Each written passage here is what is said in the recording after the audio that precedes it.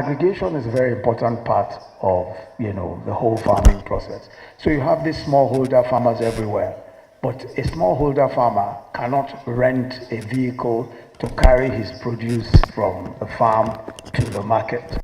So we have an aggregation point. Each of the service centers is also an aggregation point. So they take their products, the product can be taken to the aggregation point, and it is from the aggregation point that they are paid.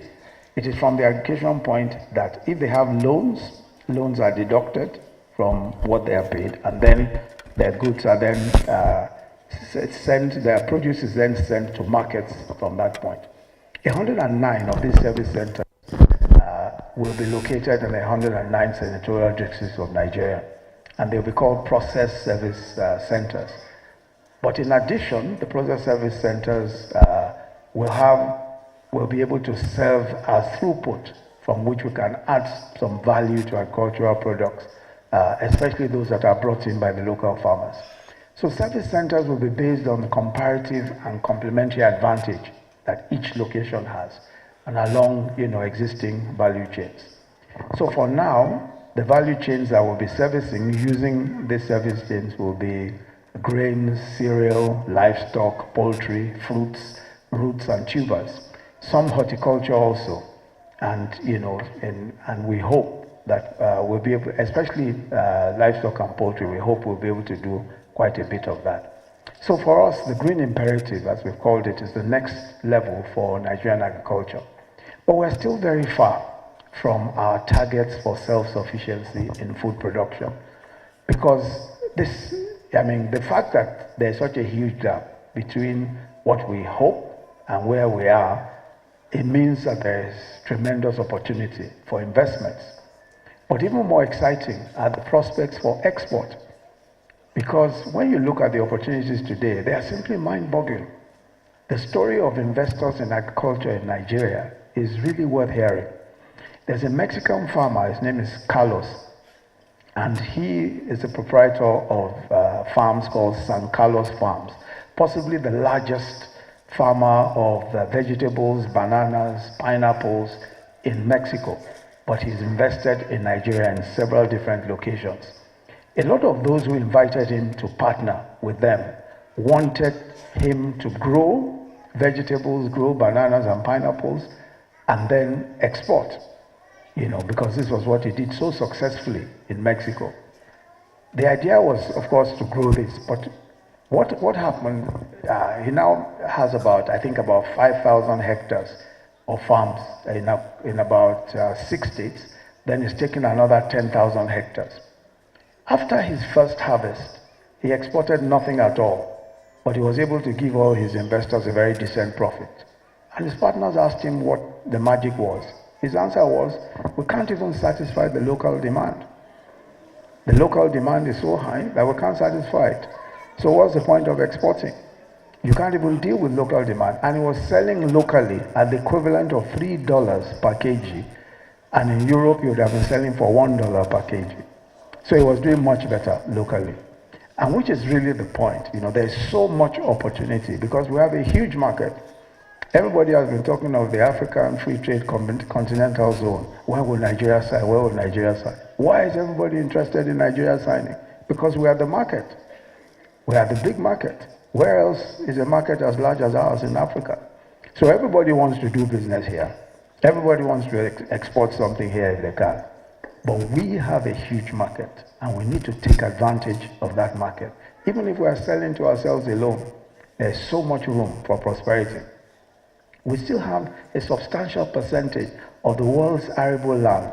We are the 9th largest in terms of available arable land in the world today. We are the 9th largest. And most of that land, we haven't even cultivated it anyway. So it's becoming clearer that the whole world itself is looking to Africa, and Nigeria in particular, as its food basket. Just to take China's demand alone, the demand that China has been making on so many different things that we produce.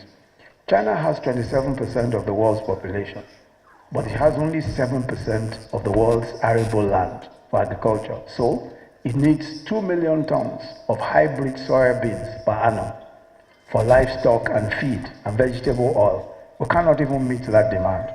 We are not even close to meeting it. Sesame seed, it needs about 2 million tons per annum. China needs 2 million tons per annum. That's the demand from China, from Vietnam, from Japan, and some of the Arab countries. But we can't even meet that. They need it for sesame seed oil. They need it for cake and confectionaries. But we are not even close to it. China also requires 2.3 million tons of cassava chips and cassava products for industrial starch and ethanol. We don't even, with all of our production, we are not even coming close because we are not processing the kind of quantity that they need. Africa, the whole of Africa, has not been able to meet China's total demand for cocoa. We have not been able, the whole of Africa, not just Nigeria. So the demand is huge. How about goat meat? How about goat meat? 120,000 carcasses of goat meat is required every week in several Arab countries. 120,000 carcasses. We don't even have that.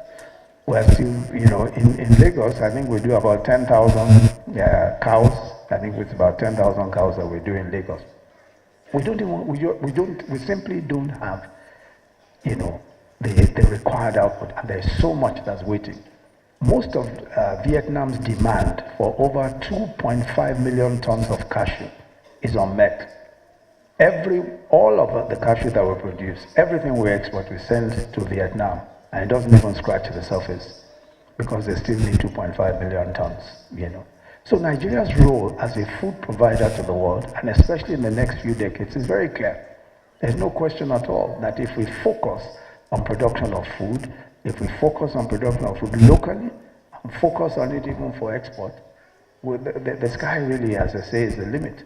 In the next few years, Nigeria will be self-sufficient in most of its food requirements.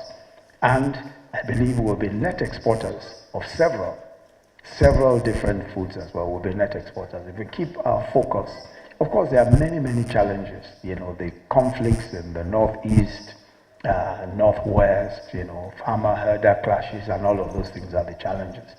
But they are challenges. And challenges, of course, are meant to be dealt with. They're meant to be resolved. And we will, by the grace of God, resolve a lot of those challenges. So with better inputs today and better farming methods, this will greatly aid our leapfrogging.